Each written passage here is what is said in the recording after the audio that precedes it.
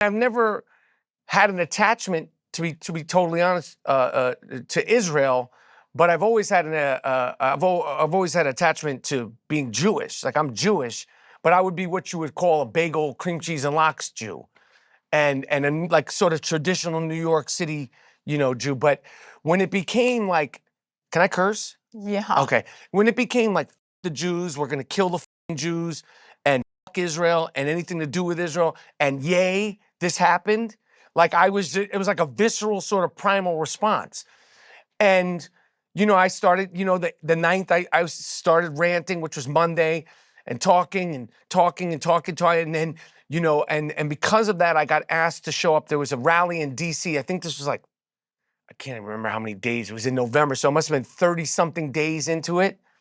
And at first I wasn't gonna go there because it was like, it was all politicians. The original docket, like I saw, was like politicians. It was like Biden and this one. And then I was like, what the hell am I doing here? Like, what is this? This is like, I have no place in this.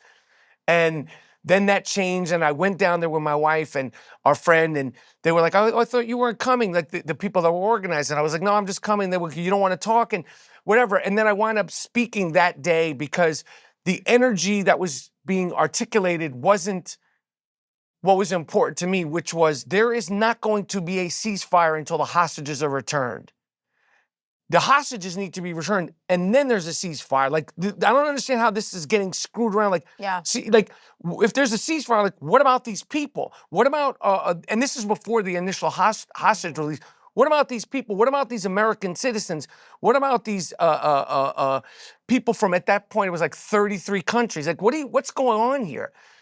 And when I was leaving there and realizing that there had been nobody articulating themselves in this thing that I know other people felt, and there was nobody from my business, there was nobody from show business, there was, there were no males, and there's so many Jewish actors, Jewish performers, that they didn't have to go up there and be even politically charged. They could have just went up there and be like, I'm here, I'm going to sing you a song, or I'm here. It didn't have to be as bombastic, but the silence was concerning to me. And that was however many days when that DC rally, and here we are now. We're in the 10th month of this, and it's been and I've been to Israel 4 times since, and wow. And it's been a very, very I don't know if it's life-changing, but it's been extremely impactful, for a lot of disturbing reasons and a lot of good reasons. But it's been a journey, that I've had, but it was not conscious, and it was not premeditated or planned, and and it just sort of happened. It just sort of happened, and here we are. You could have done what so many others, you just said, in the industry, and actors, and I mean, executives who have big platforms. Yeah. There's been so much silence, right? I mean, here and there, but so No, it's been a lot of silence. It's been embarrassing amount of silence. From people who also wear the star, which is the first thing I noticed when you walked in today. I got a big one on today, thank you. It's beautiful, absolutely, right? Yeah. And so that has bothered me as a Catholic, as a non-Jew, just going, wait a minute. Have you thought at some point, like, gosh, maybe this is too much, or you're like, screw it, I'm all in on this? Because I have thought that, because it's been made, I get asked that a lot. Really?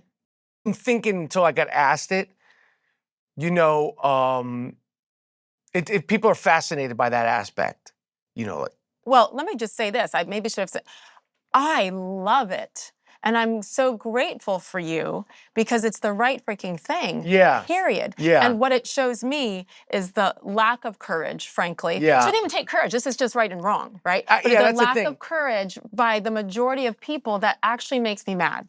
It makes me mad. It makes me mad across the board for a number of reasons.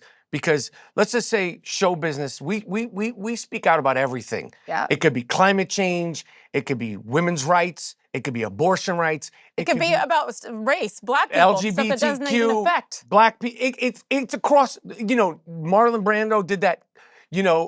Speech when he won the Oscar. I believe it was for The Godfather, where he sent up the Native American. We say stuff about everything, and a lot of times at the award show, you're like, just shut up and all right, we got it. Get out of here. You know, it could be penguins dying, you know, pigeons, you know, everything. We talk about everything. To see this award season, nobody say anything, not a peep. And the only person was that director of that movie who was Jewish, who refuted his Judaism. And to see the same people applaud that this Jewish guy's refuting his Judaism in front of the entire world, I was embarrassed because, number one, this is what I do to make a living. Like, this is my life. Like, I'm an actor. Like, I'm gonna do other things. I'm a stand-up comedian. But I lead with I'm an actor. All those things are spawned from being an actor. Yeah. You know, I'm at the Celebrity All-Star Game as an actor. Yes. You know, so I was like, what is going? I mean, at this point, this was like January. So I'd already, but I remember waking up after one of those award shows feeling very empty. Like, I was like, oh shit. Like, what is this? Like, they're not, like, what is going on here?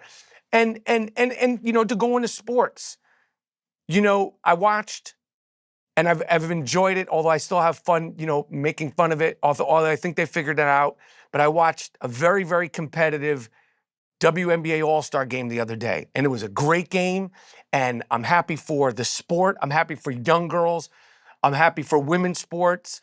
And I was watching Brittany Griner, who was every day on ESPN, there'd be at least one person, free BG, free BG, free BG. And I'm watching all these women, and not one of them has said throughout this entire WNBA season or before or ESPN or any of the sports people, then there's a lot of, not one of them has said something just about these female hostages. Yep.